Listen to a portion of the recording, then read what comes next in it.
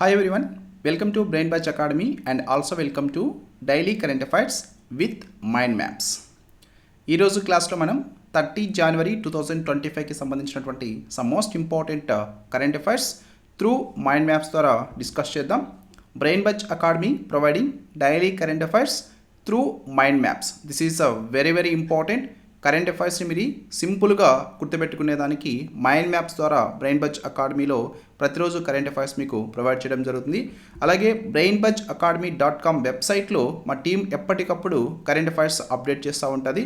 So కాబట్టి మీరు brainbudgeacademy.com వెబ్సైట్ని ఫాలో అయ్యి కరెంట్ అఫైర్స్ తెలుగు అలాగే ఇంగ్లీష్ బోత్ లాంగ్వేజ్లో చదువుకోవచ్చు. అలాగే వాటిని మీరు కావాలంటే పీడిఎఫ్ ఫార్మాట్లో డౌన్లోడ్ చేసుకోవచ్చు. అండ్ మోస్ట్ ఇంపార్టెంట్లీ ఇక్కడ నేను ఇచ్చేటువంటి mind maps related current affairs notes కూడా మీరు ఫ్రీగా డౌన్లోడ్ చేసుకోవచ్చు. దానికి కూడా మీరు brainbudgeacademy.com వెబ్సైట్ని విజిట్ చేసి డౌన్లోడ్ చేసుకోవచ్చు.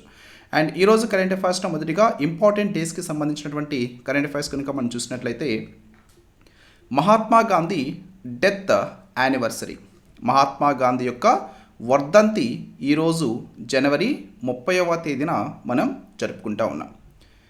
మహాత్మా గాంధీ యొక్క వర్ధంతిని మన భారతదేశంలో మార్టీర్స్ డే అని కూడా పిలుస్తారండి. అమరవీరుల దినోత్సవం అని కూడా దీన్ని పిలవడం జరుగుతుంది.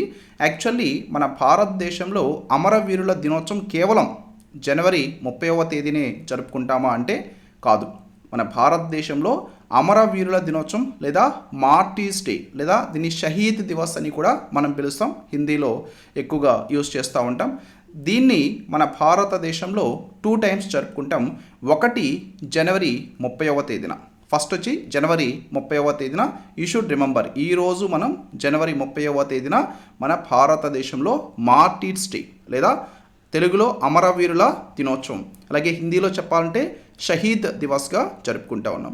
ఎందుకు ఈరోజు మార్టీర్స్ డేగా జరుపుకుంటున్నామంటే మన జాతిపిత మహాత్మా గాంధీ యొక్క వర్ధంతి జనవరి 30వ తేదీన కాబట్టి.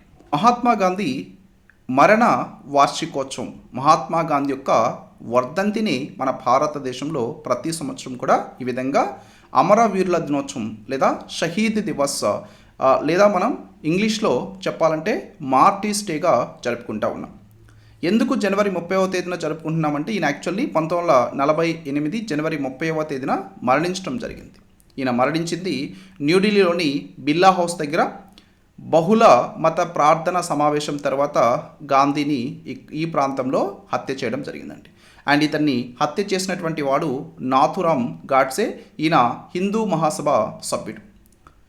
ఈయన్ని ఒక తుపాకీతో కాల్చడం జరిగింది నాథురామ్ గాడ్సే. 3 బుల్లెట్లు మహాత్మా గాంధీ యొక్క బాడీలోకి వెళ్ళడం జరిగింది. సో ఈయన ప్రాణాలు వదిలేటప్పుడు చివరిగా మాట్లాడినటువంటి మాటలు హే రామ్, హే రామ్. ఇది ప్రీవియస్గా కూడా మనకి చాలాసార్లు అడిగున్నారు కాంపిటేటివ్ ఎగ్జామ్స్లో. అయితే ఈ మహాత్మా గాంధీ యొక్క వర్ధంతిని మనం అమరవీరుల దినోత్సవంగా జరుపుకోవడానికి దాని యొక్క ప్రాముఖ్యత ఏంటి అసలు? యాక్చువల్లీ మహాత్మా గాంధీ యొక్క ప్రభావం మన భారత స్వాతంత్ర ఉద్యమాన్ని మించి మన భారత సమాజం మీదే కాకుండా ప్రపంచవ్యాప్తంగా కూడా చాలా దేశాల మీద ఈ ప్రభావం అనేది ఉంది. ఈయన పాటించినటువంటివి శాంతి, అహింస, న్యాయం కొరకు ఈయన ప్రధానంగా తన యొక్క జీవితాన్ని అంకితం చేయడం జరిగింది. సో ఇప్పుడు ప్రపంచవ్యాప్తంగా కూడా శాంతి, అహింస, న్యాయం అనేటువంటి వాటిని మార్గదర్శకంగా తీసుకొని ఈ దేశాలన్నీ కూడా నడుస్తూ ఉన్నాయి. అలాగే సత్యం, అహింస, సామాజిక సామరస్యంని పాటించేందుకు ఇది ఒక గుర్తుగా కూడా మనం చెప్పచ్చు. సత్యం, అహింస, సామాజిక సామరస్యం ఇలాంటి వాటిని బోధించినటువంటి వారు, పాటించినటువంటి వాడు జాతిపిత మహాత్మా గాంధీ. అండ్ ఇతనికి సంబంధించినటువంటి కొంత ముఖ్యమైనటువంటి సమాచారం కనుక మనం చూసినట్లయితే ఇతని యొక్క పూర్తి పేరు మోహన్ దాస్ కరమ్చంద్ గాంధీ. ఈయన జన్మించింది 1869 అక్టోబర్ 2వ తేదీన మన భారతదేశంలోని గుజరాత్లోని పోర్బందర్లో ఈయన జన్మించడం జరిగింది. సో ఈ అక్టోబర్ 2వ తేదీనే మనం మన భారతదేశంలో గాంధీ జయంతిగా జరుపుకుంటా ఉన్నాం. అలాగే ప్రపంచవ్యాప్తంగా కూడా దీన్ని అంతర్జాతీయ అహింసా దినోత్సవంగా కూడా జరుపుకుంటా ఉంది. ఐక్యరాజ్య సమితి అనౌన్స్ చేయడం జరిగింది. అంతర్జాతీయ అహింస దినోత్సవం ఎప్పుడు జరుపుకుంటామంటే గాంధీ జయంతి రోజున, దట్ ఈస్ October 2. అండ్ ఇతనికి ఉన్నటువంటి పేరు ప్రతిష్ట మన భారతదేశ పితగా ఈయన్ని పిలవడం జరుగుతుంది. ఫాదర్ ఆఫ్ ది నేషన్గా మహాత్మా గాంధీని మనం పిలుస్తున్నాం. ఇతని యొక్క సిద్ధాంతాలు అహింస, నాన్ వైలెన్స్, అలాగే ట్రూత్, సత్యాగ్రహం, ట్రూత్ ఫోర్స్ అంటాం, సత్యాగ్రహం ఇతని యొక్క సిద్ధాంతాలుగా మనం చెప్పొచ్చు. వీటి ద్వారానే ఈయన మన భారతదేశానికి స్వాతంత్రం రావడంలో చాలా కీలకమైనటువంటి పాత్రని పోషించడం జరిగింది. అండ్ మన భారతదేశానికి స్వాతంత్రం సాధించేటువంటి క్రమంలో బ్రిటిష్ వారికి వ్యతిరేకంగా మహాత్మా గాంధీ చేసినటువంటి ఉద్యమాలు మనం చూసినట్లయితే సహాయ నిరాకరణ ఉద్యమం, ఇయర్స్ కూడా ఇక్కడ important, you should remember the years. 1920వ సంవత్సరంలో సహాయ నిరాకరణ ఉద్యమం, తర్వాత శాసనోల్లంఘన ఉద్యమం 1930, క్విట్ ఇండియా ఉద్యమం 1942. ఈ క్విట్ ఇండియా ఉద్యమంలోనే Mahatma Gandhi do or die అనేటువంటి నినాదం ఇవ్వడం జరిగింది. అండ్ చంపారణ్ సత్యాగ్రహం ఇది వచ్చేసి 1917వ సంవత్సరంలో, తర్వాత ఉప్పు సత్యాగ్రహం 1930వ సంవత్సరంలో. ఈ విధంగా ఈ ఉప్పు సత్యాగ్రహం కోసం సబర్మతి ఆశ్రమం నుంచి దండి వరకు ఈయన నడిచి వెళ్ళడం జరిగింది. కాలినడకన వెళ్ళి అక్కడ ఉప్పు తయారు చేయడం జరిగిందండి. సో ఈ విధంగా ఇది గాంధీకి సంబంధించినటువంటి కొన్ని ముఖ్యమైనటువంటి విషయాలు. అండ్ మనం ఆల్రెడీ ఈ క్లాస్ స్టార్టింగ్లోనే డిస్కస్ చేసాం, ఈ కరెంట్ అఫైర్స్ స్టార్టింగ్లోనే డిస్కస్ చేసాం. మన భారతదేశంలో అమరవీరుల దినోత్సవం అనేది 2 సార్లు జరుపుకుంటాం. ఒకటి మహాత్మా గాంధీ యొక్క వర్ధంతి రోజున, మరొకటి మార్చి 23వ తేదీన. ఈ మార్చి 23వ తేదీన ఎందుకు జరుపుకుంటామంటే భగత్ సింగ్ మరణించినటువంటి రోజు అండి ఇది.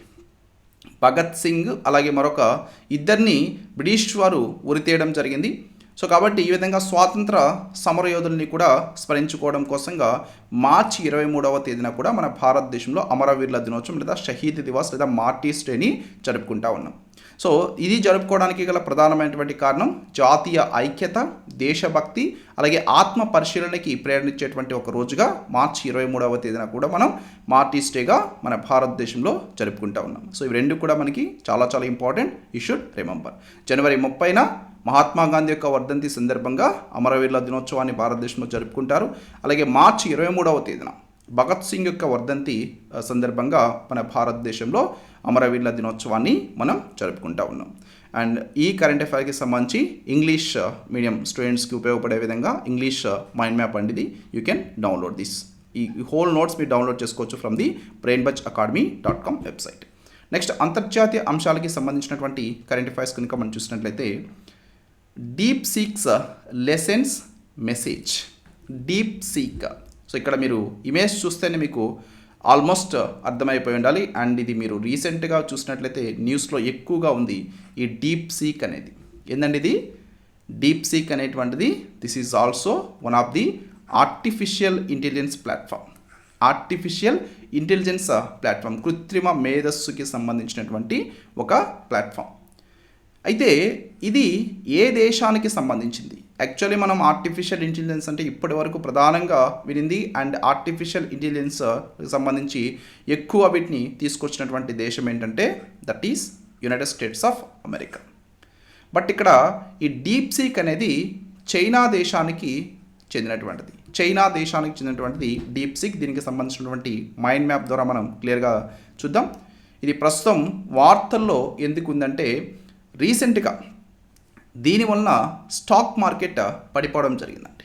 యాక్చువల్లీ నాస్డాక్ అనేటువంటి దీని యొక్క స్టాక్స్ ఏవైతే ఉన్నాయో ఇవి 3% పడిపోయినాయి.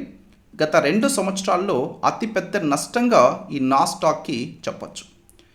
డీప్ సీక్ యొక్క AI models, artificial intelligence models కనుక మనం ప్రధానంగా చూస్తే డీప్ సీక్ V3 అలాగే డీప్ సీక్ R1 ఇవి విడుదల చేయడం జరిగింది. దీనివలన ఈ స్టాక్ మార్కెట్ చాలా వరకు పడిపోయింది. సో వీటికి సంబంధించి ప్రధానంగా మీరు చూస్తే నాస్డాక్ స్టాక్స్ పడిపోవడం జరిగింది అండ్ ఈ డీప్ సీక్కి ఎక్కువగా స్టాక్స్ అనేటువంటివి ఇక్కడ పెరిగినాయి. దట్స్ వై ఇదైతే మనకి ప్రస్తుతం ఎక్కువగా వార్తల్లో ఉంది. అలాగే ఈ డీప్ సీక్ ఏదైతే ఉందో డీప్ సీక్ అనేటువంటిది అమెరికా దేశానికి చెందినటువంటి మీకు అందరికీ కూడా తెలిసినటువంటిది చాట్ జీపీటీ. ఈ ఓపెన్ ఏఐకి సంబంధించినటువంటిది చాట్ జీపీటీ. ఈ చాట్ జీపీటీ కంటే కూడా ఇంకా ఎఫెక్టివ్గా పనిచేస్తుందని చెప్పేసి వీళ్ళు చెప్పడం జరిగింది. సో దీన్ని స్థాపించినటువంటి వారు లియాంగ్ వెన్ఫెంగ్. డీప్ సీక్ని స్థాపించినటువంటి వారు లియాంగ్ వెన్ఫెంగ్. ఈయన హై ఫ్లయర్ అనేటువంటి సంస్థ యొక్క CEO అండి. ఈ హై ఫ్లయర్ అనేది ఒక క్వాంటిటేటివ్ హెడ్జ్ ఫండ్ అండి, ఒక క్వాంటిటేటివ్ హెడ్జ్ ఫండ్. దీని యొక్క CEO లియాంగ్ వెన్ఫెంగ్. సో ఈ హై ఫ్లయర్ అనేటువంటి సంస్థని డీప్ సీక్ అనేటువంటి ఆర్టిఫిషియల్ ఇంటెలిజెన్స్ ప్లాట్ఫామ్ని డెవలప్ చేయడం జరిగింది. అండ్ ఈ డీప్ సీక్ యొక్క మూలాలు మీరు చూసినట్లయితే ఇది చైనా దేశానికి సంబంధించి చైనాలోని హాంగ్జోలో దీన్ని డెవలప్ చేయడం జరిగింది. 2019లో హై ఫ్లయర్ ఆర్టిఫిషియల్ ఇంటెలిజెన్స్ నుంచి దీనికి ఆధారాలు ఉన్నాయని మనం చెప్పొచ్చు. 2019లో హై ఫ్లయర్ స్థాపించారు. దాని నుంచి వీళ్ళు ప్రధానంగా డీప్ సీక్ని డెవలప్ చేయడం జరిగింది. డీప్ సీక్ చైనాకి సంబంధించిన artificial intelligence related platform. Next జాతీయ అంశాలకి సంబంధించినటువంటి కరెంట్ అఫైర్స్ కనుక మనం చూసినట్లయితే ఇది ఈరోజు మీకు న్యూస్ పేపర్లో వచ్చినటువంటి article. Roof top solar installation scheme reaches 8.5% of 1 crore house target. So ఈ స్కీమ్ పేరేంటి ఇక్కడ ప్రధానంగా you should remember the scheme name. అలాగే ఈ స్కీమ్ ఎప్పుడు స్టార్ట్ చేశారు, ఆ స్కీమ్ యొక్క ప్రధానమైనటువంటి ఉద్దేశం ఏంటి, ఇలాంటివన్నీ కూడా మనం ఖచ్చితంగా గుర్తుపెట్టుకోవాలి. Okay, so roof top solar installation scheme, ఈ స్కీమ్ యొక్క పేరు PM సూర్యఘర్ స్కీమ్. PM అంటే ప్రధానమంత్రి, సూర్య అంటే సూర్యుడు, సన్, సూర్య, ఘర్ అంటే ఇల్లు, వీటికి సంబంధించినటువంటి పథకం. సో ఇక్కడ సూర్యుడు అంటే మీకు ఆల్మోస్ట్ ఇక్కడ అర్థమైపోయి ఉంటుంది, రైట్? సో సూర్యుని నుంచి వచ్చేటువంటి ఈ సూర్య కిరణాలు మన భూమి మీదకి రావడం జరుగుతుంది. సో మన భూమి మీద వచ్చినప్పుడు ఆ సూర్య కిరణాలని మనం ఆ వేడిని స్టోర్ చేసేదానికి ఈ సోలార్ ప్లేట్స్ అనేటువంటివి ఈ ఇళ్ళ యొక్క పైకప్పు మీద ఈ విధంగా సెటప్ చేసి వాటిలో ఉన్నటువంటి ఫోటోవోల్టాయిక్ సెల్స్ ద్వారా ఈ టెంపరేచర్ అంతా కూడా స్టోర్ చేసి దాన్ని మనం ఎలక్ట్రిసిటీగా కన్వర్ట్ చేయడం జరుగుతుంది. సో ఈ విధంగా దీనికి సంబంధించినటువంటి పథకమే PM సూర్యఘర్ స్కీమ్. సూర్యుడి నుంచి వచ్చేటువంటి సూర్యకిరణాలని ఉపయోగించుకొని ఎలక్ట్రిసిటీ ఉత్పత్తి చేసేదానికి సంబంధించినటువంటి పథకం. ఇది ప్రస్తుతం వార్తల్లో ఉంది. PM సూర్యఘర్ అనేటువంటి పథకం లేదా PM సూర్యగృహ అనేటువంటి పథకం. ఇది ఉచిత విద్యుత్ యోజన పథకంగా చెప్పొచ్చండి మన భారతదేశంలో. ఇది ప్రస్తుతం ఎందుకు వార్తల్లో ఉందంటే దీన్ని యాక్చువల్గా స్టార్ట్ చేసింది 2024 ఫిబ్రవరి 15వ తేదీన ప్రారంభించడం జరిగింది. సో దీని యొక్క లక్ష్యం ఏంటంటే మన భారతదేశంలో 1 కోటి రూఫ్ టాప్ సోలార్ సంస్థాపన చేయాలి. సోలార్ 1 కోటి ఇళ్ళకి ఈ రూఫ్ టాప్ మీద ఈ సోలార్ ప్లేట్స్ ఏర్పాటు చేయాలనేది దీని యొక్క ప్రధానమైనటువంటి ఉద్దేశం. దీనికి ఒక 3 yearsలో వీళ్ళు లక్ష్యాన్ని పెట్టుకున్నారు. దీంట్లో మీరు చూసినట్లయితే ఇప్పటికీ ఇది స్టార్ట్ చేసింది 2024 ఫిబ్రవరి 15. సో ఇప్పుడు 2025 ఇప్పుడు జనవరి 30, ఆల్మోస్ట్ ఒక 1 year అవ్వస్తుంది. సో ఈ ఆల్మోస్ట్ 1 year అంటే ఒక 11 months అవుతుంది. ఈ 11 monthsలో 8.5 lakh హౌసెస్కి వీళ్ళు ఈ కనెక్షన్ ఇవ్వడం జరిగిందండి. 8.5 లక్షల గృహాలు ఇప్పటికే సోలార్ కనెక్షన్లు ఏర్పాటు చేసుకున్నాయని చెప్పేసి దానికి సంబంధించిన డేటాని రీసెంట్గా గవర్నమెంట్ రిలీజ్ చేయడం జరిగింది. ఓకే, టోటల్ లక్ష్యం ఏదైతే ఉందో ఆ లక్ష్యంలో 8.5% ఇప్పుడు సాధించినట్టు, 8.5% సాధించినట్లు. ఓకే, సో కేంద్ర నూతన మరియు పునరుత్పాదక శక్తి మంత్రి ప్రహ్లాద్ జోషి ఈ లక్ష్యాన్ని అనౌన్స్ చేశారు. యాక్చువల్గా 2 నుంచి 3 సంవత్సరాల్లో ఈ 1 కోటి హౌసెస్కి రూఫ్ టాప్ సోలార్ సెటప్ చేయాలనేటువంటి లక్ష్యంతో ఈ పథకాన్ని తీసుకొచ్చినట్లుగా చెప్పడం జరిగింది. దాంట్లో అయితే ఇప్పుడు 8.5% మనం సాధించాం. దీనికి సంబంధించినటువంటి పథకానికి సంబంధించి ప్రధానమైనటువంటి అంశాలు కనుక మనం చూస్తే లక్ష్యం ఏంటి, 1 కోటి గృహాల్లో రూఫ్ టాప్ సోలార్ సంస్థాపన చేయడమే దీని యొక్క లక్ష్యం. అండ్ దీని యొక్క ప్రస్తుత పరిణితి చూస్తే ప్రస్తుతం 8.5 లక్షల ఇన్స్టలేషన్లు పూర్తి చేయడం జరిగింది. అంటే ఇది మొత్తం లక్ష్యంలో 8.5% లక్ష్యాన్ని ఇప్పుడు మనం సాధించాం. అయితే ఎవరైనా సరే మీరైనా సరే ఈ విధంగా ఈ PM సూర్యగృహ స్కీమ్ ఏదైతే ఉందో దీని ద్వారా సోలార్ సెటప్ చేసుకోవాలంటే మీ హోమ్ టాప్లో, సో దానికి ఒక సబ్సిడీ కూడా ఈ స్కీమ్ కింద గవర్నమెంట్ ఇస్తుందండి. 2 కిలోవాట్ వరకు ఈ వ్యవస్థల మీద 60% సబ్సిడీ గవర్నమెంట్ ఇస్తుంది. 2 నుంచి 3 కిలోవాట్ మధ్య అదనపు సామర్థ్యం కోసం 40% సబ్సిడీ ఇస్తుంది. సబ్సిడీ 3 కిలోవాట్ల సామర్థ్యానికి వీళ్ళు పరిమితం చేశారు. 3 కిలోవాట్లకి మించి తీసుకునేటువంటి వారికి ఎక్కువ సబ్సిడీ అనేటువంటిది వీళ్ళు ఇవ్వట్లేదు. అండ్ ఆర్థిక ప్రయోజనాలు తీసుకుంటే 1 కిలోవాట్ వ్యవస్థకి 30,000 రూపాయలు సబ్సిడీ ఇస్తారు. 2 కిలోవాట్ సోలార్ ప్లేట్ సెటప్ కనుక మీరు చేసుకోవాలనుకుంటే దానికి 60,000 సబ్సిడీ ఇస్తున్నారు. 3 కిలోవాట్ వ్యవస్థకి 78,000 సబ్సిడీ ఇస్తున్నారు. ఓకే, మ్యాక్సిమం 3 కిలోవాట్, స్టార్టింగ్ వచ్చేసి 1 కిలోవాట్. సో ఈ విధంగా సబ్సిడీస్ కూడా ఈ స్కీమ్ కింద గవర్నమెంట్ ప్రొవైడ్ చేస్తుంది. రోజుకి 3,000 నుంచి 9,000 ఇన్స్టలేషన్లకి రీసెంట్గా కూడా దీన్ని పెంచడం జరిగింది. 2024-25 నాటికి 12 లక్షల గృహాలకి ఈ కవరేజ్ ప్లాన్ చేయాలని చెప్పేసి ఆ టార్గెట్తో అయితే ప్రస్తుతం మన భారత ప్రభుత్వం ఈ పథకానికి సంబంధించి పనిచేస్తూ ఉంది. అండ్ పిఎం సూర్యగృహ పథకం ఏదైతే ఉందో లేదా పిఎం సూర్య ఘర్ పథకం, దీనికి సంబంధించి కొన్ని స్టాటిక్ పాయింట్స్ మనం తీసుకుంటే దీన్ని ప్రారంభించింది 2024 ఫిబ్రవరి 15 దీన్ని స్టార్ట్ చేశారు. 75,000 కోట్ల రూపాయలతో దీన్ని స్టార్ట్ చేయడం జరిగింది. దీని యొక్క లక్ష్యం ఏంటంటే మన భారతదేశంలో అందరికీ కూడా చౌక మరియు పరిశుభ్రమైనటువంటి శక్తిని అందించాలి. ఈ ఎలక్ట్రిసిటీ ఏదైతే ఉందో ఇది చౌకగా ఉండాలి, అలాగే గ్రీన్ ఎనర్జీ అంటాం. సో రూఫ్ టాప్ సోలార్ సంస్థాపన చేసి దాని ద్వారా గ్రీన్ ఎనర్జీ మనం అందించాలి. అండ్ అర్హత ఏంటంటే భారతదేశంలో ఉన్నటువంటి ప్రతి ఒక్క గృహం కూడా దీనికి అర్హులే, ఎవరైనా సరే ఈ పథకం కింద లబ్ధి పొందవచ్చు. అప్లికేషన్ పోర్టల్ సూర్యగృహ పోర్టల్ ద్వారా దరఖాస్తు చేసుకోవచ్చు. దీని యొక్క లక్ష్యం ఏంటంటే 2 నుంచి 3 సంవత్సరాల్లో పూర్తి చేయాలనేదే దీని యొక్క లక్ష్యం. 2 నుంచి 3 సంవత్సరాల్లో 1 కోటి ఇళ్ళకి సోలార్ రూఫ్ టాప్ సెటప్ చేయాలనేది వీరి యొక్క లక్ష్యం అండి. So that's why it is in news. And same స్కీమ్కి సంబంధించి మీకు ఇంగ్లీష్లో కూడా మైండ్ మ్యాప్ అయితే ఇక్కడ ఉంది. So you should follow these mind maps and సింపుల్గా మీరు గుర్తుపెట్టుకోవచ్చు, very very important. Next science and technology related current affairs కనుక మనం చూసినట్లయితే ఇది ఈరోజు మీకు న్యూస్ పేపర్లో వచ్చినటువంటి article. ISRO's 100th launch lifts NavIC satellite. ISRO యొక్క 100వ లాంచ్ ద్వారా ఇస్రో నావిక్ ఉపగ్రహాన్ని సక్సెస్ఫుల్గా తన యొక్క ఆర్బిట్లోకి ప్రవేశపెట్టడం జరిగింది. ఓకే, ఇస్రో 100వ ప్రయోగం విజయవంతమైంది. నావిక్ ఉపగ్రహాన్ని వారు తమ యొక్క కక్షలోకి ప్రవేశపెట్టడం జరిగింది. సో ఇస్రో అనేటువంటిది Indian space research organisation full form. ఇది మన భారత అంతరిక్ష పరిశోధన సంస్థ. దీనికి రాకెట్ లాంచింగ్ స్టేషన్ ఏంటంటే ఇది ఈ ఉపగ్రహాలని పైకి తీసుకువెళ్ళేదానికి, ఆ పర్టికులర్ ఆర్బిట్స్లోకి తీసుకెళ్లేదానికి రాకెట్స్ ద్వారా ఆ రాకెట్ లాంచింగ్ స్టేషన్ ప్రధానంగా ఉంది శ్రీహరికోట, సతీష్ ధావన్ స్పేస్ సెంటర్ అంటాం. సో ఈ సతీష్ ధావన్ స్పేస్ సెంటర్ శ్రీహరికోటలో ఉంటుంది. సో ఇక్కడ నుంచి ఆల్రెడీ ఇంతకుముందు 99 ప్రయోగాలు వీళ్ళు చేస్తున్నారు. అండ్ రీసెంట్గా జనవరి 29, 2025 ఇస్రో తన యొక్క 100వ ప్రయోగాన్ని చేసిందండి. ఎక్కడి నుంచి? సతీష్ ధావన్ స్పేస్ సెంటర్ శ్రీహరికోట నుంచి.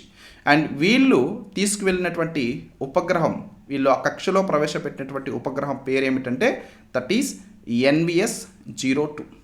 NVS-02 అనేటువంటిది ఈ ఉపగ్రహం పేరు.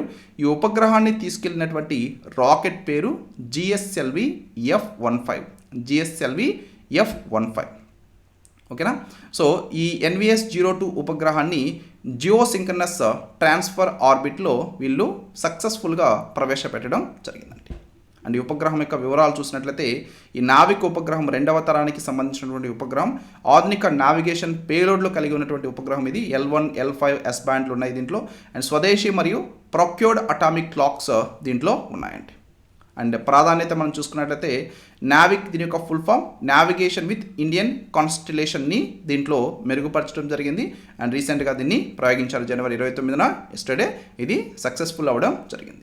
అండ్ ఈ నావిక్ వ్యవస్థ మనం చూసినట్లయితే మన భారత స్వతంత్ర నావిగేషన్ వ్యవస్థ అండి. ఇది ప్రధానంగా పొజిషనింగ్కి సంబంధించి కానీ, అలాగే మెయిన్గా మనం చెప్పాలంటే వెలాసిటీకి సంబంధించి, టైంకి సంబంధించినటువంటి సర్వీసెస్ చాలా బాగా అందిస్తున్నటువంటి వ్యవస్థ.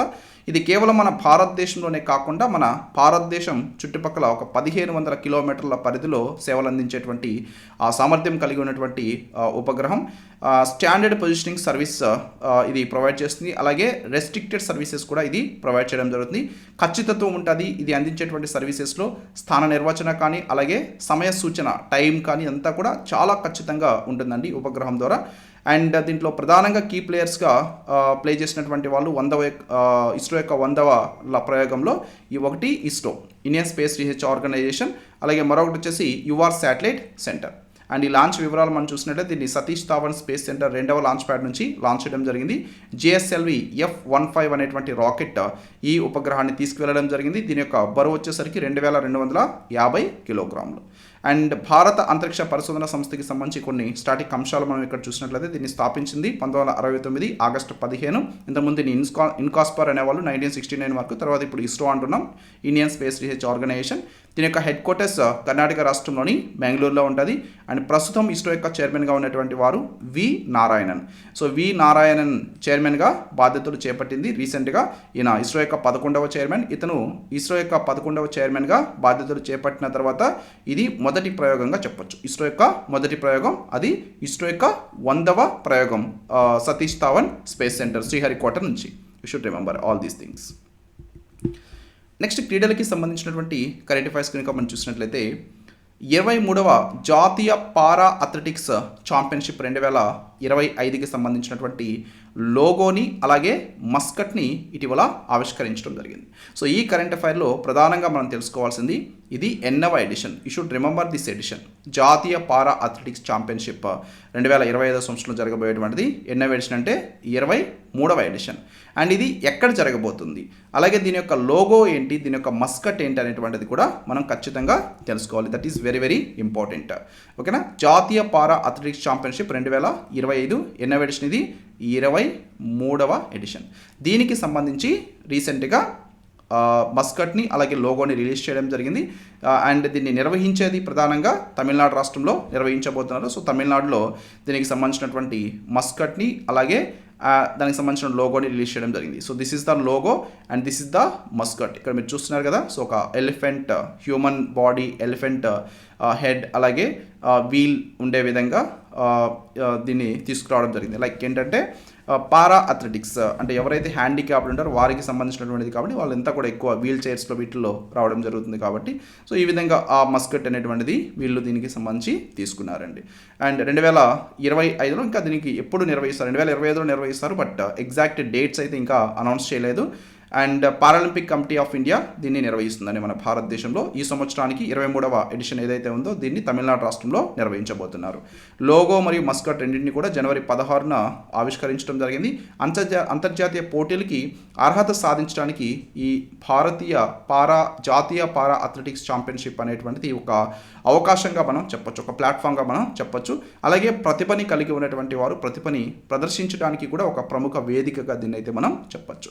అండ్ భవిష్యత్ కార్యక్రమాలు మనం చూసినట్లయితే పారా అథ్లెటిక్స్ వరల్డ్ ఛాంపియన్షిప్ 2025 సంవత్సరంలో మన భారతదేశంలో నిర్వహించబోతున్నారు. దీన్ని న్యూఢిల్లీలో నిర్వహించబోతున్నారండి. సెప్టెంబర్ 26 నుంచి అక్టోబర్ 5 వరకు దీన్ని నిర్వహించబోతున్నారు. అండ్ దీంట్లో మన భారతదేశం దక్షిణాసియాలో ఈ ప్రపంచ ఛాంపియన్షిప్ని ఆతిథ్యం ఇచ్చేటువంటి మొదటి దేశంగా ఇప్పుడు అవతరించిందండి. సో ఫస్ట్ టైం మనం ఈ విధంగా లైక్ ఓవరాల్గా సౌత్ ఏషియాలోనే మన భారతదేశం అనేది ప్రపంచ ఛాంపియన్షిప్కి ఆతిథ్యం ఇచ్చేటువంటి first country. This is also very very important. Okay, should remember all these things and this is the English mind map related to that. Next Andhra Pradesh రాష్ట్రానికి సంబంధించినటువంటి కరెంట్ అఫైర్స్ కనుక మనం చూసినట్లయితే ఆంధ్రప్రదేశ్ రాష్ట్రంలో ఈరోజు వాట్సాప్ గవర్నెన్స్ని లాంచ్ చేయడం జరిగిందండి. WhatsApp governance. సో వాట్సాప్ మీరు చాలామంది ఎక్కువగా యూజ్ చేస్తూ ఉంటారు. చాటింగ్కి మనం ఎక్కువగా యూజ్ చేస్తూ ఉంటాం వాట్సాప్ అనేది.